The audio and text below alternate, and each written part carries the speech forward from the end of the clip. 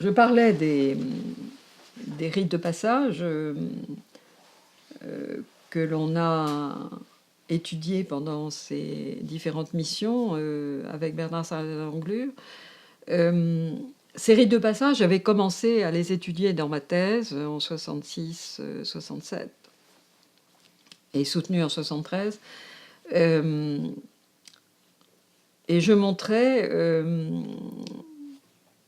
qu'il y avait une volonté de valoriser la naissance des filles dans cette société.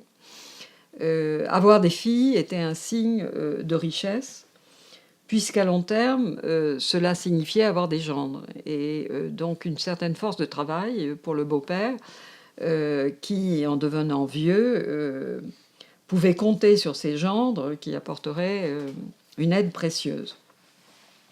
Donc je montrais dans cette thèse que la matrilocalité était très valorisée et avait beaucoup d'importance. Parce qu'avoir des garçons, ça voulait dire qu'au moment de se marier, ils partaient pour former un couple ailleurs. Et on retrouve d'ailleurs cette valorisation d'une fille comme nouveau-née dans les mythes. On retrouve cela dans les mythes, comme le mythe du déluge ou du peuple nouveau, où, comme par hasard, le premier enfant est une fille et le deuxième un garçon. J'avais aussi étudié dans cette thèse les premiers soins qu'on donne au nouveau-né, où on l'enduit tout le corps de ce qu'on appelle du djenipa en espagnol local, mais en shipibo, ça s'appelle du nané, qui est un fruit qui noircit la peau et qui protège des esprits, mais aussi des moustiques, des maladies de peau, etc. J'avais aussi montré l'importance de la déformation crânienne que pratiquaient ces gens-là.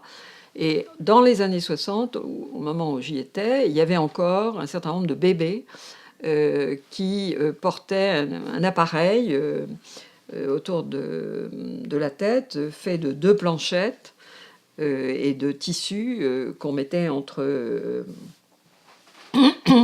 les fontanelles pour, pendant 3 mois à peu près, pour faire ressortir les arcades sourcilières et en même temps donner un front fuyant au bébé, qui était un critère de beauté. Et alors cette déformation crânienne a donné lieu à des tas d'interprétations qu'on trouve dans les livres de voyageurs, de premiers ethnographes.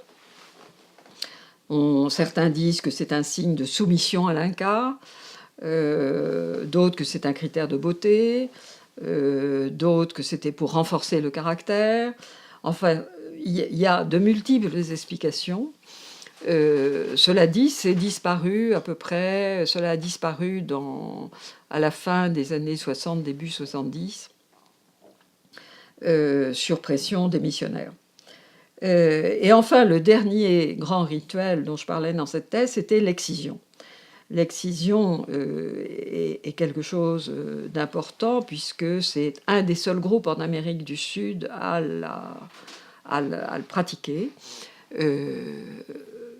Depuis les années 40, c'est interdit, même si clandestinement, j'ai su dans les années 60 et 70 que certains groupes l'avaient pratiqué en forêt.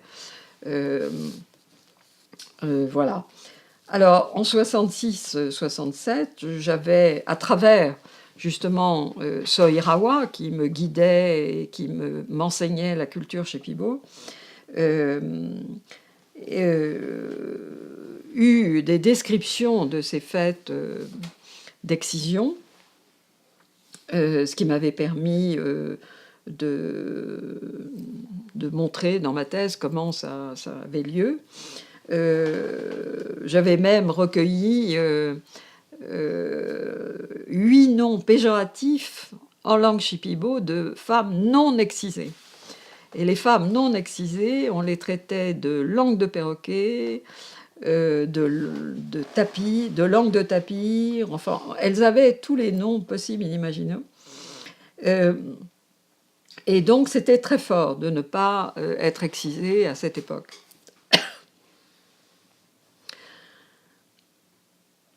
Et en revenant dans les années 90 avec Bernard, donc auprès d'un certain nombre de femmes, notamment, on a continué à travailler sur ce rituel de puberté pour en savoir davantage, et on a pu ainsi ajouter détail après détail ces cérémonies auxquelles finalement personne n'a assisté. Les gens qui en ont parlé, c'est par des oui-dire, sauf une femme que j'ai bien connue, qui était une Britannique, qui travaillait dans une ONG pour aider les femmes Shipibo à commercialiser leur céramique, parce que les femmes Shipibo sont très très fortes dans ce domaine. Elle avait assisté dans les années 70 à une des dernières fêtes, et en l'interviewant à Lima d'ailleurs, on a pu avoir un certain nombre de détails qui nous manquaient. Donc, ce rituel de puberté, on en parle notamment dans le livre de Nicole-Claude Mathieu, qui s'intitule « Une maison sans fille est une maison morte ». La personne et le genre en société matrilinéaire et ou uxorie locale. Donc notre article conjoint portait sur l'excision féminine et l'incision masculine. Et là, je vais l'expliquer après. Donc cette anisheati, qui littéralement veut dire grande boisson en Shipibo, en langue Shipibo, on l'appelle aussi Roni Ati. Roni, c'est la personne, et Ati, c'est le verbe faire. Et donc, c'est faire une personne. Et j'aime bien cette expression que j'ai trouvée chez Gebhard Sayer, une ethnologue allemande qui a beaucoup travaillé sur le chamanisme, qui cite cette expression, qui montre bien comment ce rituel fabriquait une femme. Alors, ce rituel avait trois phases. Une phase de préparation où on ornait les maisons, on faisait des vêtements, on fabriquait des poteries, des grandes poteries pour des litres et des litres de Masato.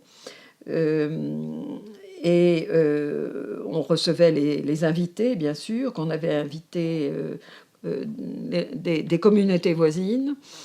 Et on préparait aussi le corps des jeunes filles à exciser, c'est-à-dire que tout leur corps était couvert de chevrons,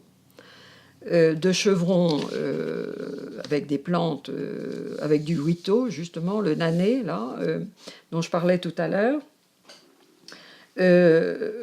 Pourquoi ce huito sous forme de chevron? C'était pour considérer que leur corps était en quelque sorte sauvage, comme les Shipibo considéraient qu'il y avait des Indiens sauvages, c'est-à-dire les Indiens riverains, que dans le temps, ils allaient pour chasser, pour en faire des esclaves, etc. Donc, les corps de ces jeunes filles étaient à la fois... la tête était ornée de bijoux, de boucles d'oreilles, de peintures, de très belles coiffures, mais le corps était considéré comme sauvage, alors que la tête était considérée comme de vraies femmes. Donc elles se trouvaient, pendant cette première phase, comme dans un entre-deux, et elles étaient entraînées par des adultes, des hommes, dans une danse effrénée, pour les étourdir. On leur faisait boire du masato pour les énivrer, et on passait à la deuxième phase, qui était la phase de l'excision. Alors ça pouvait être le deuxième jour, ou quelquefois le troisième ou le quatrième, selon les communautés, les villages. Et cette phase de l'excision, bon, on s'assurait que ces jeunes filles étaient à demi inconscientes pour que l'exciseuse, qui était une femme spécialiste de ce rite, coupe le clitoris et mette à la place une céramique qui avait été faite à l'avance avec beaucoup de soin, parce que si à la cuisson, cette céramique qu'on appelait le shibinanti se cassait, c'était signe que l'excision allait mal se passer. Donc il fallait faire très attention à cette fabrication d'une céramique, et on plaçait cette céramique entre les lèvres pour qu'elle ne se referme pas et que la plaie cicatrise sans problème. Et surtout, cette céramique permettait au sexe de l'excisé de se reconstruire en forme de pirogue. Il n'y avait plus de clitoris et il y avait 2 lèvres ouvertes en forme de pirogue. Et là, à la place, entre les lèvres, il y avait la céramique qui permettait de constituer ce creux. Donc, c'est très important parce que les Shipibo pensaient que c'était un critère de beauté d'avoir ce sexe formant une pirogue. Alors, dans les derniers entretiens qu'on avait eus sur le rituel, on avait appris justement de la bouche d'Olivia, dont je vais parler plus tard, qui avait un rituel tout de suite après l'excision du Taman Shinchan. Le père de l'excisé devait confectionner un sac à partir de feuilles de roseau qu'il pendait à la charpente de la toiture. Et les hommes, à moitié enivrés parce qu'ils avaient commencé à prendre pas mal de masato, devaient essayer d'atteindre ces sacs à l'aide de leur massue. Mais comme ils étaient à moitié ivres, ils avaient beaucoup de mal, et ils ne faisaient que... Ah oui, ce sac, j'ai oublié, était rempli d'arachides, qui est un symbole de fertilité, et qui ressemblait au sexe, au clitoris qu'on avait coupé. En même temps, il y a des symboles parmi les femmes qui n'avaient pas de clitoris excisé. On les comparait à des arachides gonflés, justement. Donc, ce sac rempli d'arachides était pendu et les hommes devaient essayer de l'attraper. Bon, en général, ils ne faisaient que faire tomber quelques arachides par terre et ils riaient, ils étaient très heureux parce que cela symbolisait le clitoris que cette jeune fille venait de perdre. Et en le mettant en terre, ce clitoris symboliserait, cet arachide clitoris, symboliserait les enfants qu'elle aurait. Donc cette période de l'excision était suivie d'un duel au weshati, qui sont ces duels avec un couteau courbe dont je parlais tout à l'heure. Alors c'est là qu'intervient un article intéressant qui avait été publié en 1959, que j'avais lu à Lima, sans doute, qui avait été écrit par 2 ethnographes, Simone et Roger Westbard, qui étaient français d'origine, et qui s'appelaient les Indiens Chama, parce qu'à l'époque, on les appelait ainsi, les Shipibo-Konibo. C'était un peu une identité péjorative qui était imposée par les métis, mais c'est étonnant d'ailleurs que les Westbard aient repris ce nom. Mais les Indiens Chama de l'Ucayali et du Tamaya. Et donc, il remarque que pendant ce rituel de puberté, il y a en même temps 2 types de combats entre hommes. Un qui valorise les vertus et l'habileté guerrière des jeunes gens, et l'autre qui est un duel d'honneur entre un homme adultère et un homme marié, et qui se termine, comme je disais tout à l'heure, par une scarification rituelle avec ce couteau Weshati. Donc le premier duel qui valorisait les qualités guerrières des hommes a disparu, mais l'intérêt, c'est qu'il donnait à chacun la possibilité de l'emporter, si vous voulez. Et il n'y avait pas de vainqueur désigné au départ. Alors que dans le second, il met face à face un homme qui a commis l'adultère et un homme marié qui se venge. Et c'est l'homme adultère qui doit être puni et subir donc la scarification rituelle avec ce couteau Weshati.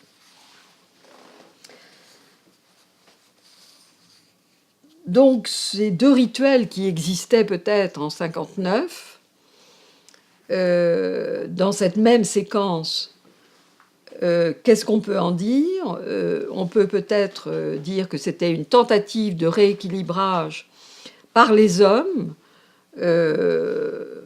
de leur personne sociale face à celle des jeunes filles excisées,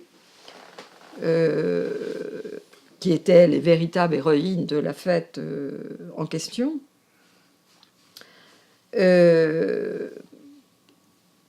C'est difficile à se prononcer.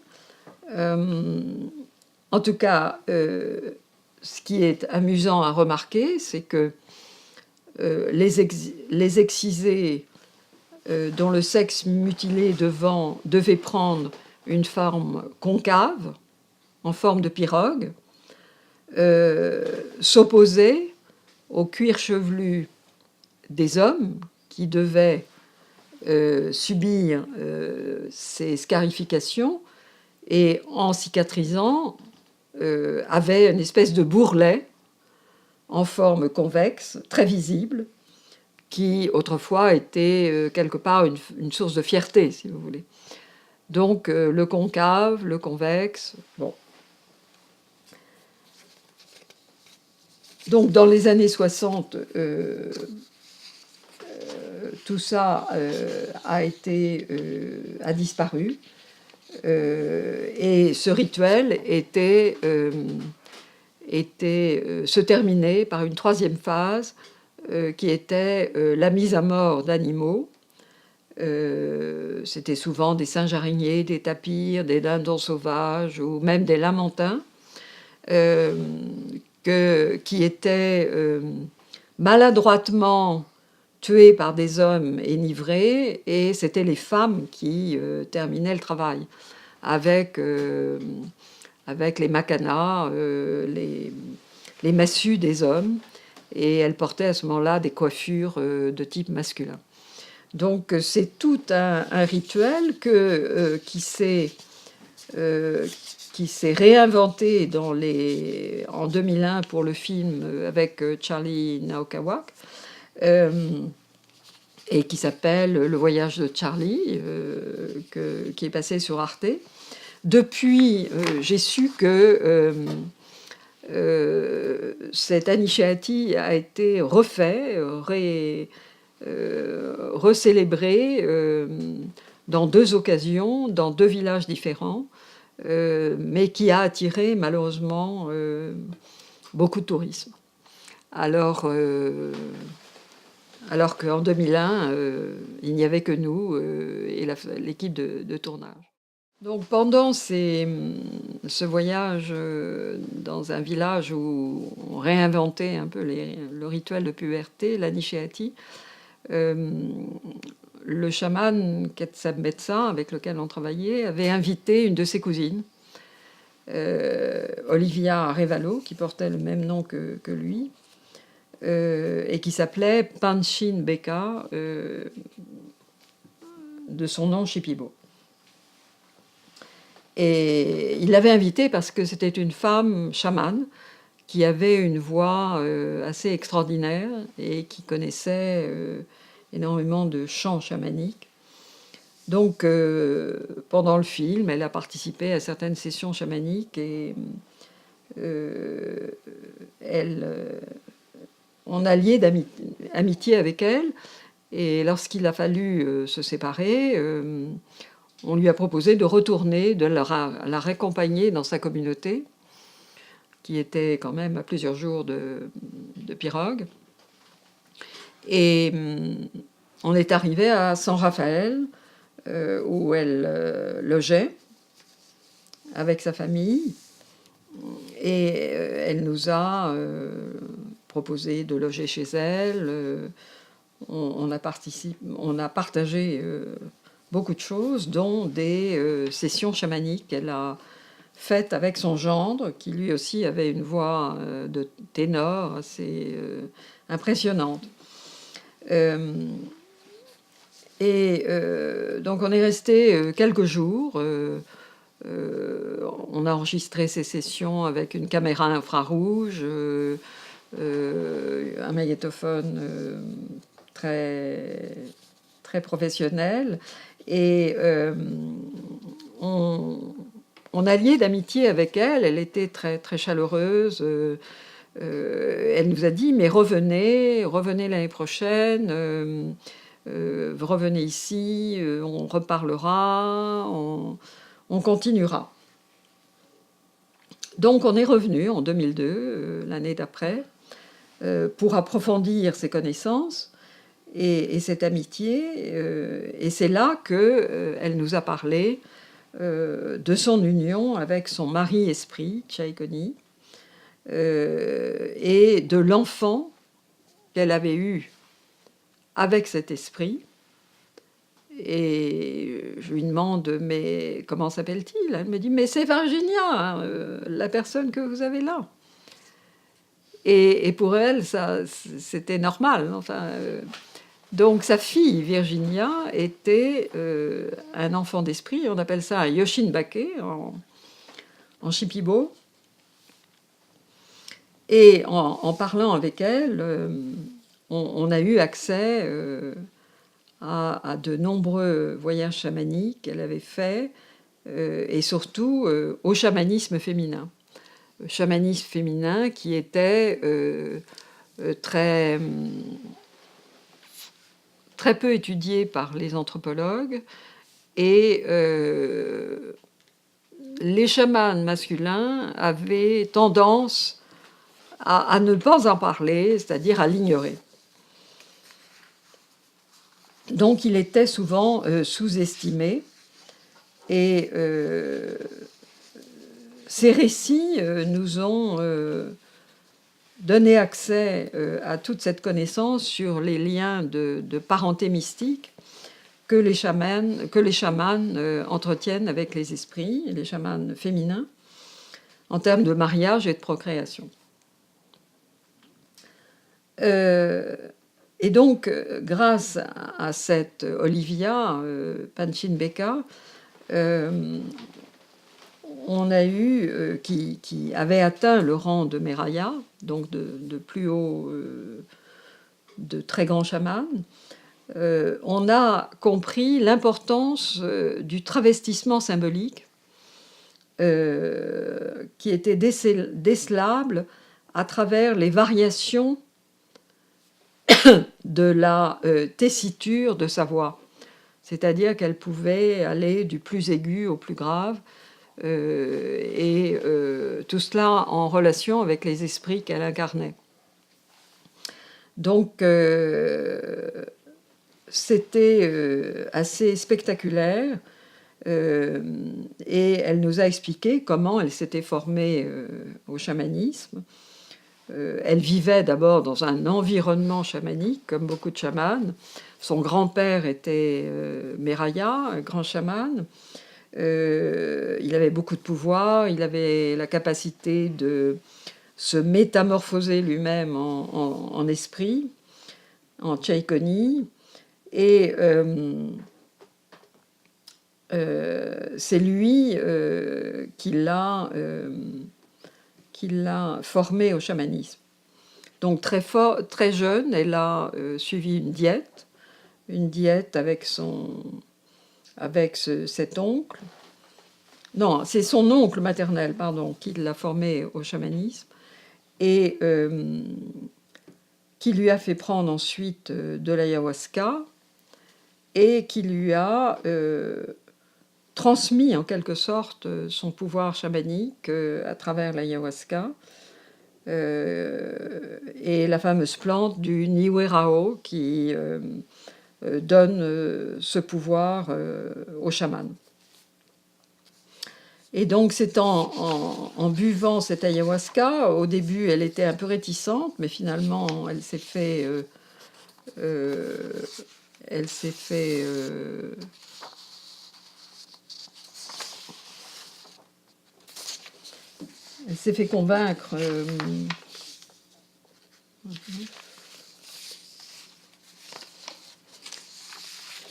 convaincre par son oncle de continuer et d'acquérir ses pouvoirs chamaniques.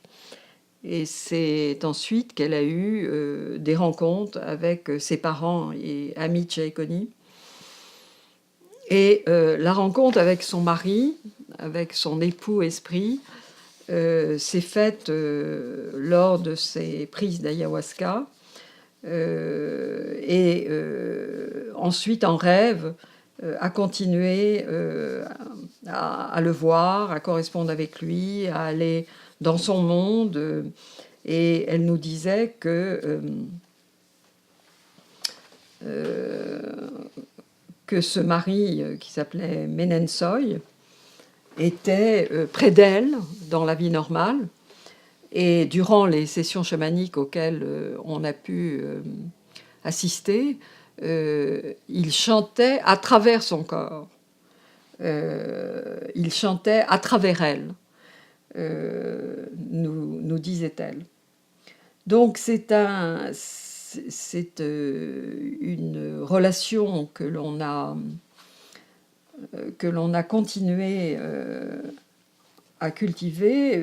En 97, on l'a revue, cette fois-ci avec son fils, Roulian, qui lui-même était en apprentissage chamanique et qui nous a permis de continuer à la fois à travailler sur les rites de puberté avec elle et également sur ses relations avec les esprits chamaniques et avec son mari Tchaïkoni. Comme vous le savez peut-être, elle vient d'être assassinée le 19 avril de cette année. On a appris cette terrible nouvelle en pleine session de l'instance permanente sur les questions autochtones à l'ONU par un représentant Shipibo qui a annoncé ça en pleine salle, en pleine session. Ça nous a complètement bouleversés parce que c'était une femme qu'on connaissait bien, avec qui on avait vécu et qu'on estimait énormément. Et bon, les détails de cet assassinat nous arrivent chaque jour. On sait que maintenant c'est un Canadien qui était toxicomane, qui, comme de nombreux occidentaux qui arrivent par milliers en Amazonie pour trouver une solution à leur addiction. Ils viennent souvent à Iquitos, qui est devenu un peu la Mecque de l'ayahuasca. Et donc, ils fréquentent des centres de guérison qui se sont multipliés par dizaines ou même par centaines. Ce ne sont pas toujours des gens formés au chamanisme qui ouvrent ces centres. Ils ne savent pas très bien utiliser l'ayahuasca, qui demande énormément de diète, de restrictions alimentaires, de restrictions sexuelles même. Et donc, il y a eu dans les années récentes de nombreux accidents, voire des morts à cause de ça. Et là, ce Canadien, il semble qu'il ait d'abord été à Iquitos, et de là, on lui a donné l'adresse d'Olivia, dans Panchinbeca, qui maintenant, qui aujourd'hui a peut-être 89 ans, qui ne pratiquait plus beaucoup, mais son fils travaillait avec elle. Et on ne sait pas très bien ce qui s'est passé. On sait maintenant qu'il a acheté une arme auprès de policiers pour soi-disant se défendre parce qu'il vivait dans un milieu dangereux. On sait qu'il avait acheté un terrain, mais comme les étrangers ne peuvent pas acheter de terrain eux-mêmes, il était passé par un prête-nom. Est-ce que c'est le fils d'Olivia qui a donné son nom?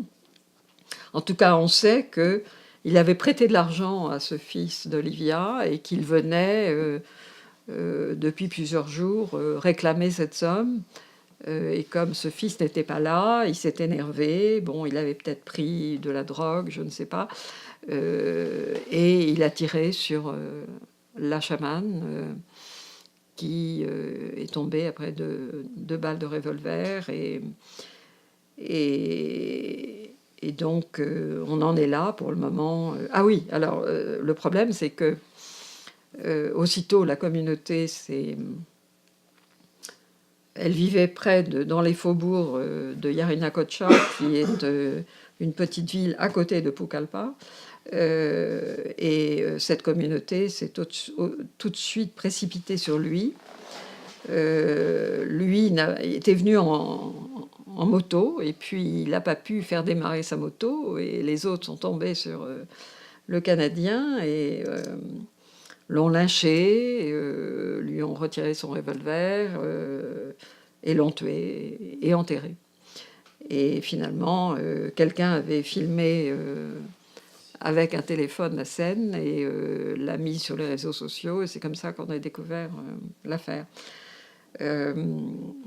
Donc ça pose le problème de la justice indigène. Je crois que dans ces derniers temps, il s'est passé énormément d'assassinats d'autochtones dans la région, et chez les Shipibo aussi, qui revendiquaient des terres autochtones, donc qui luttaient contre les forestiers notamment. Et l'État n'était pas très présent. Et tout cela, on n'a jamais arrêté les auteurs de ces massacres. Donc ça pose le problème du rôle de l'État, qui ne fait pas son boulot. Et puis ça pose, je pense, le problème de ces ressources spirituelles que représente le chamanisme et la prise d'ayahuasca, qui sont complètement pillées, je trouve, aujourd'hui par les Occidentaux. Parce qu'il y a une espèce de marchandisation de l'ayahuasca. Et comme je le disais tout à l'heure, des nombreux centres chamaniques se créent, aussi bien par des non-autochtones que par des Shipibo, d'ailleurs, qui veulent gagner de l'argent, mais qui ne sont pas du tout formés au chamanisme, et qui dénaturent la véritable fonction du chamanisme et la fonction du chaman. Donc, je pense que ça va être suivi. Enfin, moi, j'invite les Shipibo à avoir une réflexion très sérieuse sur cette multiplication de centres chamaniques. Ils ont récemment demandé à ce que ce Genipa, cette teinture qui leur sert à enduire les bébés contre les mauvais esprits et Donc c'est une plante qui devient noire quand on l'applique sur le corps. Ils utilisent aussi cette teinture dans leur peinture, dans leur tissage, dans leur céramique aussi. Et ils ont demandé récemment que cet usage du huiteau, qui leur sont très, très spécifiques, devienne propriété intellectuelle. Enfin, donc ils ont fait une démarche auprès du gouvernement péruvien et auprès de l'OMPI dans ce sens. Donc je trouve ça très intéressant qu'il ne soit pas... mais je pense que l'ayahuasca, qui bien sûr est utilisé par de nombreux groupes autochtones en Amazonie, soit préservé et que ça ne soit pas n'importe qui se déclare chaman, qui puisse l'utiliser, et même pour des fins de prévention de la toxicomanie, comme soi-disant ce Canadien, c'était son premier objectif. Donc il faut préserver cette utilisation de l'ayahuasca et éviter ça